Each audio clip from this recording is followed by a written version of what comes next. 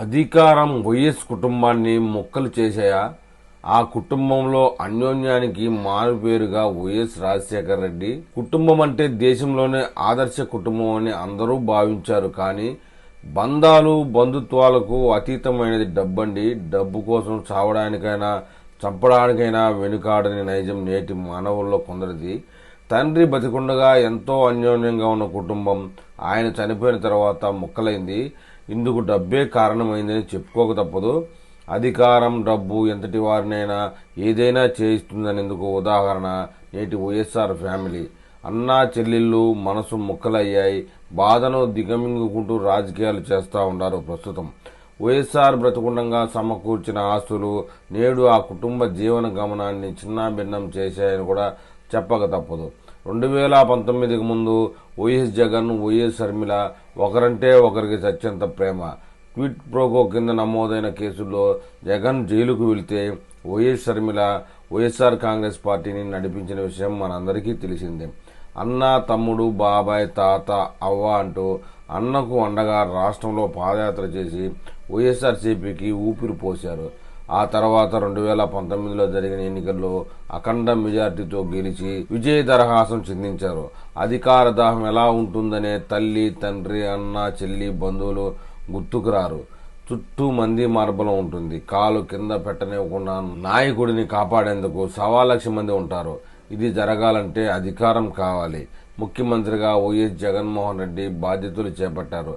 చెల్లిని, తల్లిని మర్చిపోవడం అయితే మొదలైంది.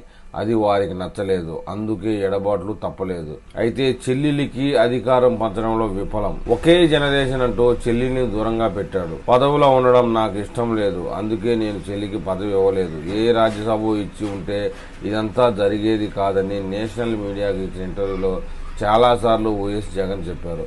ఎప్పుడైతే చెల్లెలకు పదవి ఇచ్చేందుకు జగన్ నిరాకరించాడో అప్పుడే మనస్పర్ధలు మొదలయ్యాయి. వైఎస్ఆర్ కాంగ్రెస్ పార్టీ గౌరవాధ్యక్షురాలుగా ఉన్న వైఎస్ విజయమ్మకు కూడా కుమారుడి పోకడను ప్రశ్నించకుండా ఉండలేకపోయిన పరిస్థితి.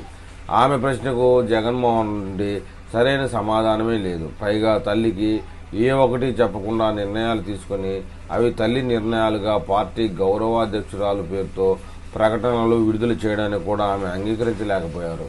పార్టీ అధికారంలో లేనప్పుడు ఏది చేసినా సర్దుకుపోయారు. అధికారంలోకి వచ్చిన తర్వాత కూడా ఎందుకు సర్దుకుపోవాలి అనుకున్నారు. కొడుకు పోకడ సరిగా లేదని భావించిన వైఎస్ విజయమ్మ తాను పార్టీ గౌరవాధ్యక్షురాలుగా ఉండదలుచుకోలేదని, తనకు తెలియకుండానే తన పేరుతో ప్రకటనలు విడుదల కావడం ఏంటని ప్రశ్నించి రాజీనామా చేశారు. తాను రాజీనామా చేస్తున్నట్లు వేదికపై విజయమ్మ ప్రకటిస్తే వేదిక ఎదురుగా కూర్చున్న నాటి ముఖ్యమంత్రి వైఎస్ జగన్ ఎందుకు ఇలా జరుగుతుంది అనే ఆలోచన కూడా చేయలేదు.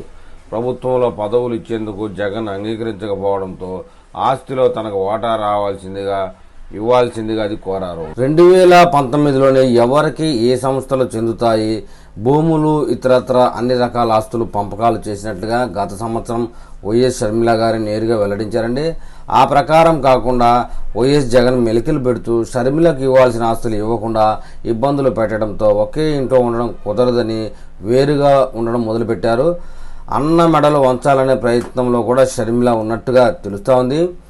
ఏపీలో వైఎస్ఆర్సీపీ అధికారంలోకి వచ్చిన మొదట్లో అన్నకు వ్యతిరేకంగా పార్టీ పెట్టి రంగంలోకి దిగితే ప్రజల్లో వైఎస్ కుటుంబంపై ఉన్న గౌరవం తగ్గుతుందనే భావనతో వైఎస్ షర్మిల తెలంగాణలో వైఎస్ఆర్ తెలంగాణ పార్టీని ఏర్పాటు చేసి ఫెయిల్ అయ్యారండి. ఏ రాజకీయ అధికారంతో తన కుటుంబాన్ని దూరం చేసుకునేందుకు కూడా జగన్మోహన్ రెడ్డి వెనుకాడలేదని భావించిన షర్మిల అదే అధికారం చేజిక్కించుకొని అన్నలోని అహంకారాన్ని చంపాలనే ఆలోచన చేశారు. ఆమె మాతృ సంస్థ అయిన కాంగ్రెస్ పార్టీలో చేరి అన్న అహంకారానికి వ్యతిరేకంగా పనిచేయడం అయితే మొదలుపెట్టారు.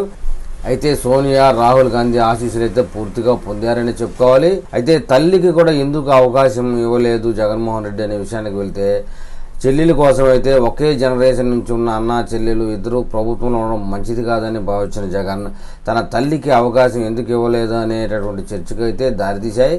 వైఎస్ఆర్ మరణించిన తర్వాత ఆయన స్థానంలో పులివెందుల నుంచి ఎమ్మెల్యే స్థానానికి పోటీ చేసి అత్యధిక మెజార్టీతో గెలిచిన విషయం తెలిసిందే. అసెంబ్లీలోనూ హుందాగా వ్యవహరించారు. అసెంబ్లీలో మాట్లాడే మాటల కోసం అందరూ ఎదురు చూశారు. మాట్లాడిన తర్వాత చప్పట్లు కొట్టడం కూడా మనం చూసాం.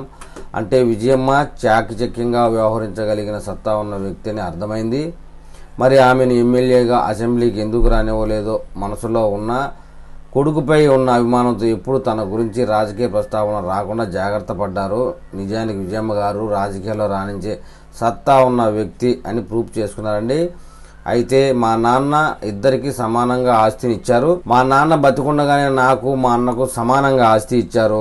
అప్పుడే ఎవరికి ఏమేమి చెందాలో నిర్ణయం చేసేశారు. ఇప్పుడు జగన్మోహన్ రెడ్డి మారిపోయాడు, నాకు రావాల్సిన ఆస్తులు ఇవ్వడం లేదు, పైగా తల్లిపైనే పోలీస్ కేసు పెట్టారు అంటూ చెల్లిని రాజకీయంగా విమర్శించాలని, అన్నపై షర్మిల చేస్తున్న ఆరోపణలని అవాస్తవాలని చెప్పాలని విజయసాయిరెడ్డితో చెప్పినట్టు షర్మిల వెల్లడించారండి మీడియా ముఖంగా. విజయసాయిరెడ్డి వైఎస్ఆర్ కాంగ్రెస్ పార్టీని వీడిన తర్వాత మొదటిసారిగా షర్మిలను వారం రోజుల క్రితం కలిసి మాట్లాడారు.